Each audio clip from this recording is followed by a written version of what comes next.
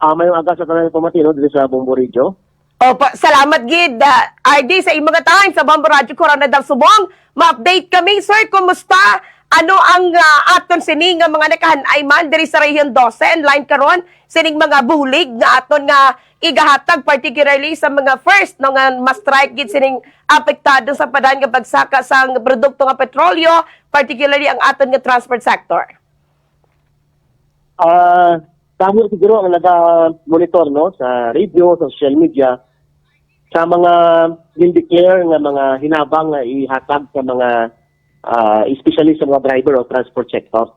Sa karong nga adlaw, kung na-monitor ninyo, start na sang paghatag sang hinabang dito sa Metro Manila no, sa NCR.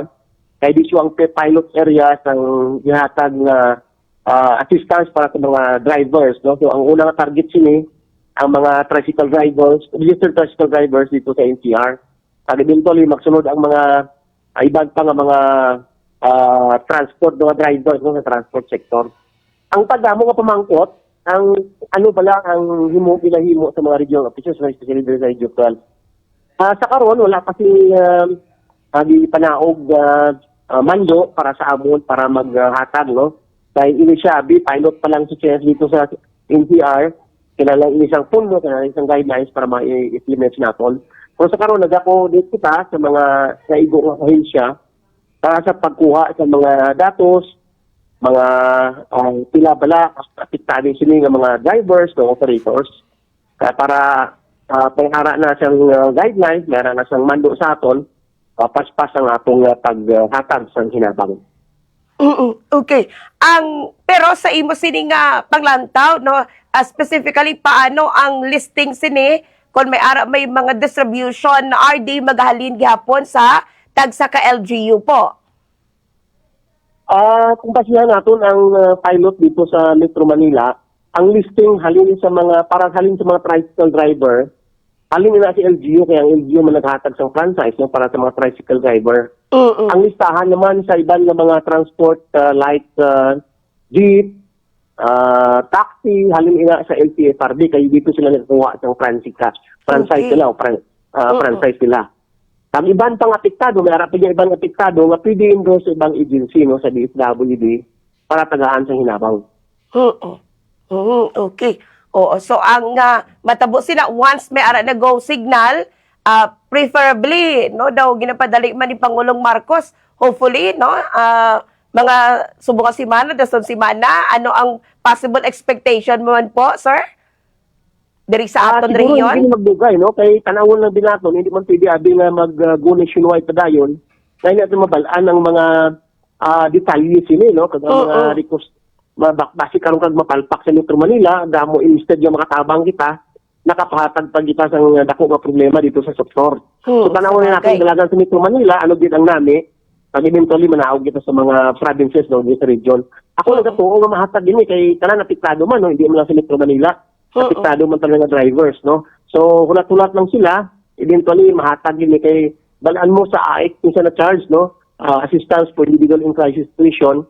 So mas dali paspas niya ang importante lang gid ang listahanan, ang sertifikasyon nga membro sila sa sektor nga ini, kag may nakaigo sila nga valid nga driver's license na hindi expired, kag sila pumuluyo dyan o kung residente sa among lugar. Okay, at least klaro po. Siyempre, hindi lang man transport sector, given nga sila may tagsaman ka pamilya. How about ang mga ordinaryong pumuluyo, no, nga nagapiyait man subong sang kapigadohon, naga-cater na bala kita ongoing sang assistance gihapon diri sa AX RD nga halimbawa mga estudyante, mga single parents, no? May ara continue ang aton sila nga bulig nga ginatag.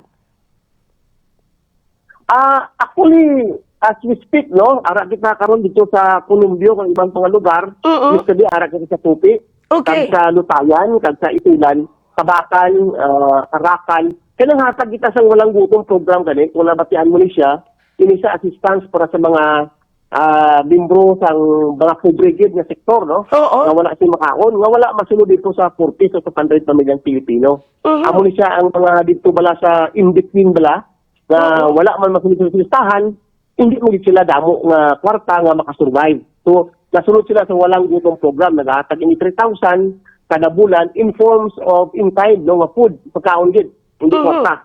So nanghatag na kita kahapon dito kami sa Tupi, kag gisilin ko man sa Itulan, Kabakan, Arakan, Tagyupayan, no, kag Tabarn, of course, sakop ng Region 12 ang paghatag sa hinabang sa Tabarn. So dito makakita sa mga pobre man, no, nga wala masunod sa tantawid. So aside from that, nag-coordinate man kita sa uban nga ahensya like BMW kay balaan mo ang apektado dito ang mga pamilya sang napiktuhan sa Middle East, no, kay hindi na makapadala ang mga overseas Filipino workers naton kay gira dito o kung iban nag-uli na, nadulaan sila sang way of living. So nag-coordinate kita diha sa BMW sa UWA para matagaan man sila added assistance. I see, okay. Pero ang pamangkot karon ining mga nanging beneficiaryo naton sa distribution karon, paano ang identification ni sa ila? Paano naton paano kita mag-come up sang listahan po sa RD?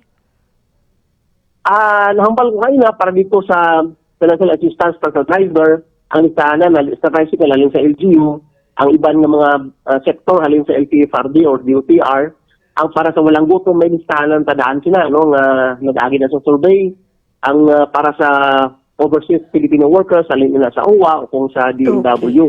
Ang iba naman, gina-endorse ng EGU, gina-endorse ng aton mga partner ng mga legislators, kaya may nagapalapit man sa ila, gina-endorse na ila, pag ginagi ina sa isa ka interview o social case study na ginahimo, no, interview sa aton mga social worker para ma-determine naton ang problema sa sila nga beneficiaryo. Oh, I see. May mga nauna na nga na-mentionar, actually, no, ang talatapan ni Congressman Dinando Hernandez nga ang paagi sa iya man sini nga talatapan, of course, endorsed to DSWD sa talatapan po ninyo, RD, nga mga panagtag man sining 3,000 to 5,000 pesos. Same bala ini, naka-align ini, or budget gid mismo halin po sa Congressional Office ng 2nd District? Actually, we are in constant full coordination sa opisina ni Senior Speaker Dinan, no, Hernandez. Kay bago pa man nagawas ang plano nga panghatag sa Metro Manila, actually nag-coordinate na si SDS Hernandez sa aton kami plano siya maghatag, no, sa mga apektado nga mga driver sa sektor sa transport diri sa Banuas ang Coronadal. Pero galing kay nagawas man ni ang sa DSWD. So nagsabot kami nga hulat-tulong natin kung ano ang guidelines ini, i-align na lang, no? I-align na lang ang mga plano para actually ang ini nga tanang pundo halim sa DSWD. I see, okay. Sige, mas maayo nga, klaro po, no? Kay basi iban may expectar nga lain to kay kung dinan lain pa gid sa sa inyo man talatapan bala. No? Kay kung makadawat sila dito, hindi na sila makadawat sa dan pa man nga ayuda. So maayo nga isaw na lang yun.